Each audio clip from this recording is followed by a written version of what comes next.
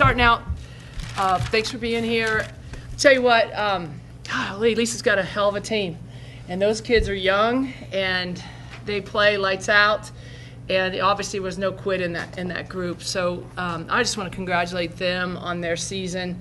I'm sure that you, the media, and the fans, the great fans that were here today and all over Iowa are going to be really excited to continue to support that group next year. I mean, that's going to be a team that I bet she's going to be in the NCAA. I'll put a bet on that if I'm allowed to legally with the rules. But they are very impressive, and we had to give it our all today to win, and really excited about the win and to advance. We'll take questions for Kayla and Penelope. It seemed like you guys just made all the really big plays in that fourth quarter. Whenever Iowa would put together a run to bring it within 4, 5, 3, somebody would make a big shot. Somebody would get an offensive rebound.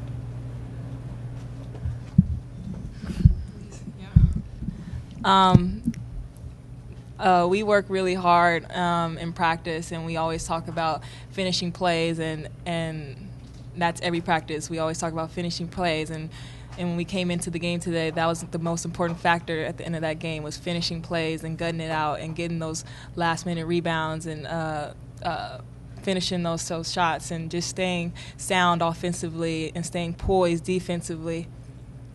Yeah. The other thing I want to say is that through these postseason ride so far, we've had really close games, and we've learned that you have to play for 40 minutes and you can't give up till the end, because we've battled today. It felt like, and it was an awesome game. It was an awesome atmosphere, and we really wanted it because of the adversity that we've been through this year.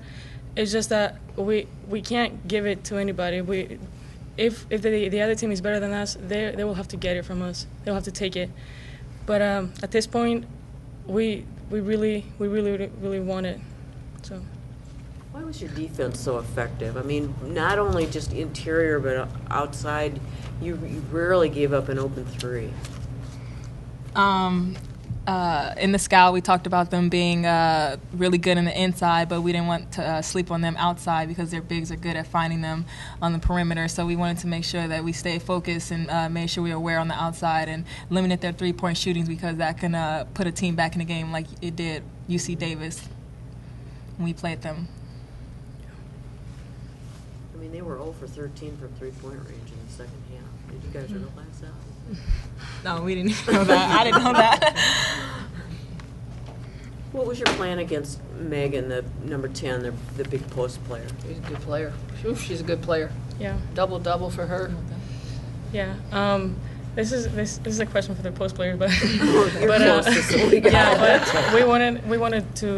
that she's a really good player, and she had a double today. I guess I don't know if she's average. I think she's averaging a double, right? I'm not sure. Yep. It's close, yeah. And we knew that she was gonna do a lot of damage to us, so we wanted to make sure that the post player, our post player, is on her, switching around, just trying to make her feel uncomfortable, and then the weak side guard would double on the pass. Any more for the players? Players, thanks. You can be dismissed. Thank you. I can take a shower, right? Gotcha.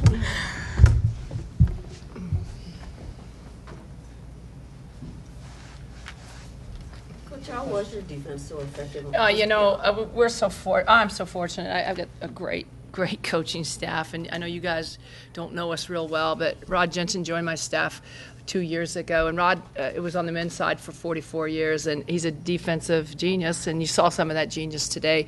Not only does he get the kids to believe and buy in defensively, but they just play so daggone hard, because right now we're a little bit down with our injuries and stuff offensively, so we got to go work on the other end and try to turn people over and try to limit touches. And once again, he came up with a fantastic scout, and these kids they can't wait. It's really, what is this, 35, I don't know how many games, but they can't wait to get into the scout when Coach Rod comes in the room, because he's so passionate about it and he's so excited about it.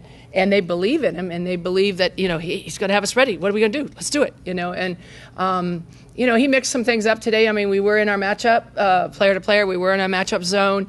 We were covering down a lot. Actually, in our matchup zone against, you know, the post player we're talking about, number 10, fantastic player. And we were just trying to keep that ball from going in there because so much of their offense, you know, goes through her. I think the other key for us was trying to get tremendous pressure on the basketball on the outside. You know, we knew that they were very capable of lobbing, even, you know, because we were mixing up fronting a little bit stuff, but you know, a big key was just making sure our, you know, exterior people were really getting up and pressuring the basketball. So if the lobs went, we had time to rotate and, you know, maybe get a charge, maybe get a tip away, but try to maybe get a rush shot by her because enormous respect. That kid keeps the ball so high and just turns, and she's automatic, you know, and so that, you know, that worked well for us. But Rod Jensen's. You know, it's such a pleasure to have him on staff because he gets it done every day. Players mentioned the atmosphere. Yeah.